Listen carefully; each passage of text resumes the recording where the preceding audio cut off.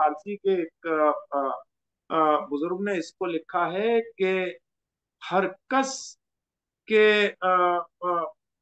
बरदर मियायत, यानी आपके दर पर, आपके दरवाजे पर जो भी आए, नानश विदिही व नामश न पुरुष, यानी उसको आप रोटी दीजिए, उसका नाम मत पूछिए या जी उसका मजहब मत पूछिए। जी तो ये सूफिया इकराम की जो वो क्वालिटी थी। और न सिर्फ ये कि मुस्लिम सूफिया इकराम, बल्कि आप हिंदुस्तान की तारीख में अगर देखें तो जो दुनिया के देशों ने बहुत बाद में इनलाइटन होकर प्रैक्टिस किया, हिंदुस्तान की तारीखी अजमत तो ये बताती है कि चूंकि एक तो हम एंशियंट सिविलाइजेशन में से एक, आप अगर दुनिया के कदीम तरीन सिविलाइजेशन की बात करें तो उसमें अगर एक तरफ मासोपोटामिया की बात होती है, वहीं मोहनजोदड़ो हड़प्पा की बात होती है, तो चाहे इजिप्शियन सिविलाइजेशन हो, चाहे ये जो इराक और दमिश्क का एरिया है ये हो, चाहे उस दुनिया का एरिया हो, चाहे बेंजिंग जो चाइना के अंदर है उसका हो, कदामत की बात, या अरब और अफ्रीकी सिविलाइजेशन की हो, वहीं हिंदुस्तान एंशियंट सिविलाइजेशन है अपने आप में। और बेशतर अकीदे ये बताते हैं कि जो तारीखी हकायक है कि दुनिया का पहला इंसान यानी हजरत आदम अलैहिस्सलाम जो सरंदीप जो श्रीलंका के अंदर है उस जगह पर, यानी इसी खत्ते के अंदर। तो जाहिर है कि मोहनजोदड़ो और हड़प्पा सिविलाइजेशन के बारे में जब हम पढ़ते हैं तो हम इस नतीजे में पहुंचते हैं कि जब दुनिया में लोग मकान बनाना या कपड़ा बनाना या सिविलाइजेशन के अंदर बहुत पीछे थे, वहां की जी खुदाई से ये मोहनजोदड़ो हड़प्पा से हमारी एंशियंट तारीख से ये अंदाजा लगाया जाता है कि उस वक्त यहाँ पर उन्होंने बहुत आला शहर तामीर किए थे, जिसमें पानी की निकासी का, जिसमें बाजार का और जिसमें इंटरटेनमेंट का ये खास एहतमाम किए गए। और इसी तरह ये एजाज भी हिंदुस्तान को हासिल है कि दुनिया के किसी भी लिटरेचर में पंचतंत्रा के अलावा कोई ऐसी कहानियों की किताब नहीं है जो दुनिया के कितने सारी जबानों में ट्रांसलेट हुई हो, जिसमें पंचतंत्रा ट्रांसलेट हुई है। और ये क्रेडिट भी एक ईरानी मुस्लिम को जाता है कि पहले बौरजुए ने जो संस्कृत सीखी और वो बनारस भी आए, उन्होंने इसको फारसी में ट्रांसलेट किया पहलवी में, और कलीला व दिमना के नाम से कलीलक व दिमनक, और फिर उसके बाद अनदर ईरानी अरबिक स्कॉलर अब्दुल्ला इब्न मुकफ्फा ने इसको अरबी में किया, और इसके अरबिक वर्जन से ही फिर वो फ्रेंच में और अंग्रेजी और दूसरे लिटरेचर में पहुंची। और ये भी एक अनफॉर्चुनेट है कि उसका जो संस्कृत वर्जन है, जो उसकी मैन्युस्क्रिप्ट है, वो आज हिंदुस्तान की भी किसी लाइब्रेरी में या किसी जगह मौजूद नहीं है। उसके सबसे ज्यादा जो ऑथेंटिक वर्जन है वो अरबी का कलीला व दिन्ना है। और अरबी लिटरेचर पढ़ने वाले लोग जब अरबी लिटरेचर में कमाल हासिल करना चाहते हैं तो उस कमाल पर पहुंचने के बाद वो इस लायक होते हैं कि वो कलीला दिमना का मुताला करें। और वो कलीला व दिमना आज भी यहाँ बड़े मदारिस में, जिनमें अरबी लिटरेचर नदवा और उस तरह के जिन इदारों में अरबिक लिटरेचर खास तौर से पढ़ाया जाता है, उसमें कुछ असबाक जी लास्ट स्टेज पे खरीदा वजीफा के पढ़ाए जाते हैं। तो एक तो ये हिंदुस्तान को एजाज हासिल है कि उसने दुनिया को पंचतंत्रा दिया है, इंडियन सब कॉन्टिनेंट ने। और संस्कृत जबान, जिसके लिए हजरत अमीर खुसरो ने कहा है कि जो संस्कृत जबान है उसके जो फायदे, जिनको टर्किश उनकी मादरी जबान थी, फारसी के अजीम स्कॉलर थे, अरबी के अजीम स्कॉलर थे, उन्होंने कहा कि मैं एक जगह भी, यानी जर्रा भर भी संस्कृत जबान का जो मकाम है वो अरबी जबान से कम नहीं है। और एक वो मुसलमान बोल रहा है जिसका पेट कुरान के ऊपर है, हदीस के ऊपर है, जो ये जानता है कि भाई ये अरब की जबान है या मेरे मजहब की जबान है। और उन्होंने कहा कि इसके जो कायदे कानून है, जो ग्रामर है, वो भी कहीं से अरबी से जर्रा भर कम नहीं है। और वो जी। और बड़ा फख्र देखिए, का मुसलमानों ने एक रूहानी लेवल के ऊपर भी, डॉक्टर साहब देखिए, हमने हमने तो राम जी को अब मुकद्दस समझा, हमने जी तो कृष्ण जी को भी मुकद्दस समझा। जी और ये लोग भूल जाते हैं कि इनकी जो जगह है हमारे हमारी हमारे कल्चर में ही नहीं, बल्कि ये हमारी रूहानियत में, वो उसको रिकग्नाइज किया गया था। और correct me if I am wrong, कि एक वो वक्त भी था कि जब ये अहले किताब का चक्कर था ही नहीं हिंदुस्तान में। जी, देखिए, बुनियादी चीज क्या है कि हमारी जो हिंदुस्तानी खानका है वो अरबी और सेंट्रल एशियन खानकाहों से बहुत मुख्तलिफ। जी, और इसके ऊपर इसीलिए थोड़ा सा जरा यहाँ एलाबरेट कीजिएगा। यहाँ सबसे ज्यादा सिलसिले चिश्तिया ने फरोग पाए। जी। इसलिए कि सिलसिले चिश्तिया के बुजुर्गों ने के अंदर ये मसलहत थी कि उन्होंने यहाँ के कल्चर और यहाँ के ट्रेडिशन की बहुत सारी खूबसूरत चीजों को अडॉप्ट किया। जी। इसलिए आप हिंदुइज्म का कहें उसको, या सनातन धर्म के कल्चर को कहें, या वैदिक कल्चर को कहें, मैं कहता हूं कि उसे वैदिक कल्चर आप कह सकते हैं। तो जो हिंदुस्तानी वैदिक कल्चर है उसके असरात हमारे चिश्ती सूफिया किराम के यहाँ पर बखूबी पाए जा सकते हैं। बिल्कुल। और इसी तरह हमारे यहाँ मजहबी स्क्रिप्चर का सवाल है, तो मजहबी स्क्रिप्चर के ऊपर मैं आता हूं तो कुरान पाक की दो सूरह मुबारक ऐसी हैं जो हर नमाज में हर मुसलमान 5 वक्त पढ़ता है। एक, जो कम पढ़े लिखे लोग हैं वो कुल हु अल्लाह ही पढ़ते हैं अलहम शरीफ के बाद। तो एक सूरह फातिहा, जिसे उम्मुल किताब भी कहा गया है, सूरह दुआ भी कहा गया है, और बिगनिंग सूरा भी कहा गया है सारी। तो एक तो सूरह फातिहा है और दूसरे सूरह इखलास है, कुल हु अल्लाह। और इन दोनों को पढ़ने के बाद you will be surprise to know कि जिस तरह वाइडर लेवल पर एक सिमिलरिटी सनातन धर्म या हिंदुस्तान के हिंदू स्क्रिप्चर और मुस्लिम स्क्रिप्चर के बीच ये है कि जहाँ हिंदू उपनिषदास में वसुदेवा कुटुंबकम कहा गया है कि जो पूरी दुनिया है, मखलूक है, वो एक कुनबा है। वहीं हमारे यहाँ पर हदीस में अल खल्क़ु अल्लाह कहा गया है, तो पूरी बिल्कुल। मखलूक जो है वो एक कुनबा है। इसी तरह वहां एक फैमिली कहा गया। इसी तरह अतिथि देवो भवा का कंसेप्ट है यहाँ पर हिंदू स्क्रिप्चर में, कि जो अतिथि है वो तो देवा है, यानी बहुत ही मुकद्दस है जो मेहमान। इसी तरह मेहमान को हमारे यहाँ पर अल्लाह की रहमत माना गया है कि वो बरकत देकर आपके यहाँ पर आता है। ये अनदर दूसरी सिमिलरिटी। अब मैं प्रार्थना के ऊपर आ जाता हूँ, प्रेयर के ऊपर आ जाता हूँ कि हम 5 टाइम की नमाज, अगर सूरह फातिहा किसी भी रकात में ना पढ़े तो हमारी नमाज नहीं होगी। नमाज जी। का अनसेपरेबल पार्ट है सूरह फातिहा, और सूरह दुआ भी है। सूरह फातिहा के जस्ट सिमिलर जो हर हिंदू बच्चा और बड़ा प्रार्थना करता है, उनकी सुबह की स्कूलिंग उससे शुरू होती है, वो है गायत्री मंत्र। अलहम शरीफ से लेकर और इहदिन सिरातल मुस्तकीम तक तकरीबन गायत्री मंत्र की जो मीनिंग है वो बिल्कुल सिमिलर है।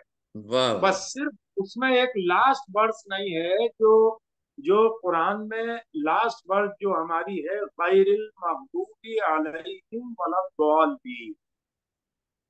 इसके अलावा इससे पहले की आप मीनिंग उसकी देखते जाइए और इसकी मीनिंग देखते जाइए। और जो लोग सुन रहे हैं वो इंटरनेट के माध्यम से भी, गूगल के माध्यम से भी, मैं उनसे गुजारिश करूंगा कि वो एक बार गायत्री मंत्रा की मीनिंग भी देखें और अल्हम्द यानी सूरह फातिहा की मीनिंग भी देखें।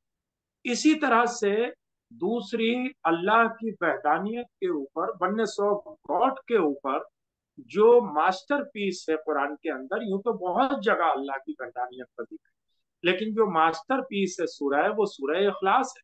कुल जी। हु अल्लाहु अहद। इसी से सिमिलर जो श्लोक है वो भागवत गीता के अंदर और दूसरे वेदों के अंदर आए हैं, जिसमें सेम मीनिंग इससे मिली हुई है। क्योंकि वो जो जो हिंदू स्क्रिप्चर है वो भी वननेस ऑफ गॉड की बात करता है।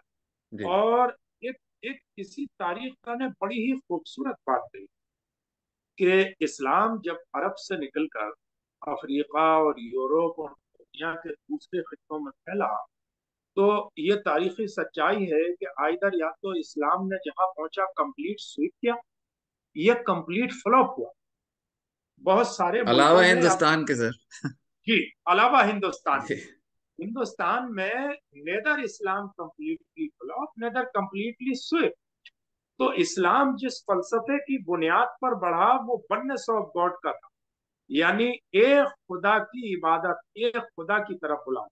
और उस एक खुदा की प्रैक्टिस हिंदुस्तानी फलसफे में हजारों साल से मौजूद थी। जी कि यहाँ जो ऋग्वेदा था, वो जो ऋग्वेदा है वो वननेस ऑफ गॉड की, बल्कि हमारे जामिया मिलिया इस्लामिया में एक प्रोफेसर इमादुल हसन आजाद फारूकी गुजरे, मरहूम, जो इस्लामिक स्टडीज के प्रोफेसर थे, और जब मैं वहाँ ग्रेजुएशन करता था तो वो उस वक्त हमारे जमाने में डीन हुआ करते थे। तो वो ये कहते थे कि वनस अल्लाह की वहदानियत पर कुरान पाक के अंदर इतनी आयत नहीं है जितनी वेदास के अंदर, जितने वो श्लोक वननेस ऑफ गॉड पे हैं।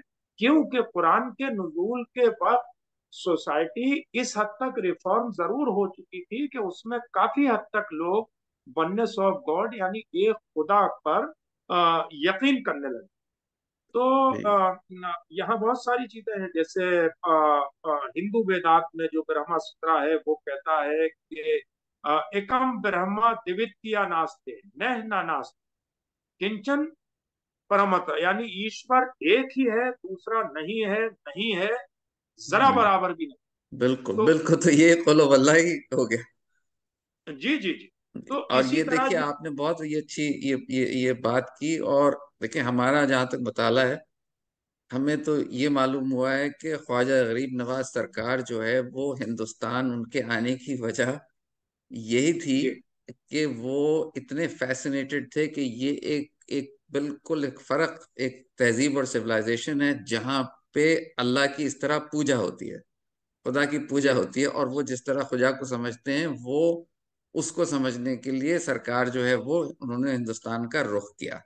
तो डॉक्टर साहब इसके ऊपर इख्तिताम करते हैं। आपने बहुत ही अच्छी तरह से हमें समझाया कि हमारे धर्म हिंदुस्तान के एक ही हैं। हमारा इसमें सिर्फ जबान का शायद फर्क हो, थोड़े रंग का फर्क हो, थोड़े से के अपने त्योहारों का फर्क हो, लेकिन हमारे जो खुदा में यकीन, बिलीफ, ये एक ही है। और इसमें हमें एक दूसरे के साथ तफर्रका नहीं करना चाहिए। देखिए, मैं एक कंक्लूडिंग एक दो बातें यहाँ और अर्ज करूंगा कि जी मजहबों के, मजाहिब के नाम अलग अलग हैं। जिस तरह हमें कुरान ने ये कहा है कि एक दूसरे के मजाहिब का एहतराम करिए, और जिस तरह रसूल करीम सल्लल्लाहु अलैहि वसल्लम ने प्रैक्टिकली मिसाफ मदीना के जरिए कॉन्स्टिट्यूशन भी दिया, और मदीना मुनव्वरा के अंदर सबके साथ मसावी इंसाफ भी किया, जी और उसी की प्रैक्टिस अहले बैत अताहार ने, खुलफाए राशिदीन ने, अहले बैत अताहार ने और सूफिया इकराम ने। जी आज की जनरेशन के लिए ये बहुत जरूरी है कि वो तमाम तरह की नफरतों से और सुपरियरिटी की फीलिंग्स किसी से भी वापस आने के बाद, आपको ये भरपूर हक है कि आप अपने मजहब को सबसे अच्छा माने, क्योंकि आप अच्छा मानते हैं इसलिए आप उसको वो करते हैं। लेकिन आपको ये हक नहीं है कि आप दूसरे के मजहब की इंसल्ट करें, दूसरे को उसके मजहब की, उसकी जात की, उसके कलर की बुनियाद पर निशाना बनाएं। तो आप अच्छे मुसलमान नहीं हो सकते। बल्कि जो अनलव्ड लोग हैं उनसे आप प्यार करें, जो लोग जो हैं वो अनरिकॉग्नाइज हैं उनको आप रिकॉग्नाइज करें, जो लोग इग्नोर्ड हैं उनको उनको आप गले लगाएं, और जो लोग हेल्पलेस हैं उनकी आप मदद करें। सूफिया किराम का तरीका और मजहब, ये हमने बुनियादी एतबार से मजहब को पकड़ लिया है और दीन को छोड़ दिया है। बिल्कुल दीन हमें पैदाइश से लेके मौत तक गाइड करता है, और दीन का वाइड कंसेप्ट सिर्फ 5 वक्त की नमाज पढ़ लेना, रोजा रख लेना, जक़ात दे देना, हज कर आना, उम्रे कर आना, दाढ़ी टोपी और कुर्ते पजामे, इसके अंदर नहीं है दोस्तों।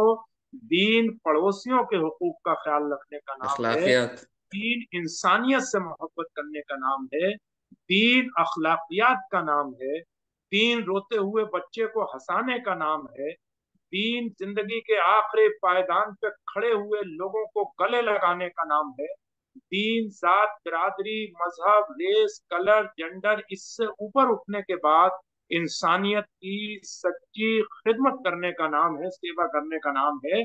और जब आप ऐसा करेंगे तो आपको भी इस दुनिया से जाने के बाद लोग सदियों तक इस तरह याद रखेंगे जिस तरह उन सूफिया इकराम को या उन बुजुर्गों को या मुख्तलिफ मजाहिब की जो शख्सियात हैं। आप देखिए पूरी दुनिया में, लिटरेचर की दुनिया में श्री कृष्ण जी को खराज अकीदत पेश किया जाता है। जी। और श्री राम को मर्यादा पुरुषोत्तम राम कहा जाता है, जिसके लिए इकबाल ने कहा है, राम के वजूद पे हिंदुस्तान को नाज, अहले नजर समझते हैं उनको इमाम हिंद। इसी इमाम। तरह हमारे सूफिया किराम ने दिवाली के ऊपर, होली के ऊपर और मुख्तलिफ मजाहिब के फेस्टिवल्स के ऊपर कलाम लिखे हैं और उनको खराज अकीदत पेश किया है, यहाँ की तहजीब की नुमाइंदगी की है। 1947 के बाद कहीं ना कहीं हमारी क्लर्जी में, हमारे उलामा के एटीट्यूड में, हमारे मदारिस में इन चीजों की कमी आई है। आज भी अगर हमारी मसाजिद के लाउड स्पीकर से जब भी कोई किसी का त्योहार आए उस बस्ती में, हमारे इमाम साहब अगर उसकी मुबारकबाद देंगे, अगर इंसानियत की तरक्की के लिए जो रास्ते हैं वो तमाम इंसानों के लिए बनाएंगे, अगर हमारे मदारिस के लोग भी आगे बढ़ने के बाद, इसमें हालांकि काफी हद तक ये तब्दीली आई है पिछले कुछ दशकों से, लोग इंटरफेथ की एक्टिविटीज में जो है वो आगे बढ़ रहे हैं और हमारे बहुत सारे उलमा इकराम, बहुत सारे इदारे, बहुत सारी खानकाहें तो बहरहाल और दरगाहें मुस्तकिल इस काम को कर रही हैं। लेकिन हमारी नई नस्ल को सोशल मीडिया के जरिए भी, सोशल मीडिया में ट्रैप होने के बजाय, नफरतों के बजाय, हमें हर कीमत पे मोहब्बत को आगे बढ़ाना है। इसलिए कि इंसानियत की तरक्की का रास्ता और इंसान का परमात्मा और खुदा तक पहुंचने का रास्ता सिर्फ मोहब्बत है। रूमी ने बहुत कहा कुछ। था कि लव, बी रियल और metaphorical, ultimate lead the human to God. कि चाहे प्यार, इश्क मजाजी हो या हकीकी हो, लेकिन अल्टीमेटली आखिरकार वो इंसान को खुदा से मिलाने का काम करता है। फर्क इतना है कि एक अरबी वाला उस परमात्मा को, उस अल्लाह को रहमान रहीम या अल्लाह कहकर पुकारता है, तो फारसी जबान जानने वाला उसे खुदा या परवरदिगार कहता है, अंग्रेजी जानने वाला उसे गॉड या लॉर्ड कहता है, हिंदुस्तान में रहने वाला, हिंदी जानने वाला उसे परमात्मा कहता है, उसे ईश्वर कहता है, उसे ओम कहता है, उसे देवा या जिस नाम से भी पुकारता है। तो अल्लाह के तो बहुत सारे नाम हैं, जो जिस नाम से, जिस एंगल से, जिस अंदाज से पुकारना चाहे।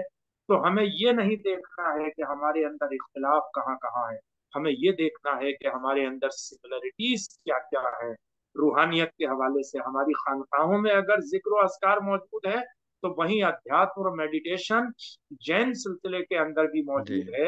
हमारे सिख भाइयों के अंदर भी वो प्रार्थना मौजूद है, हमारे सनातन धर्म के लोगों के अंदर भी मौजूद है, बुद्धिज्म के अंदर भी मौजूद है, क्रिश्चियन और जूइश के अंदर भी मौजूद है।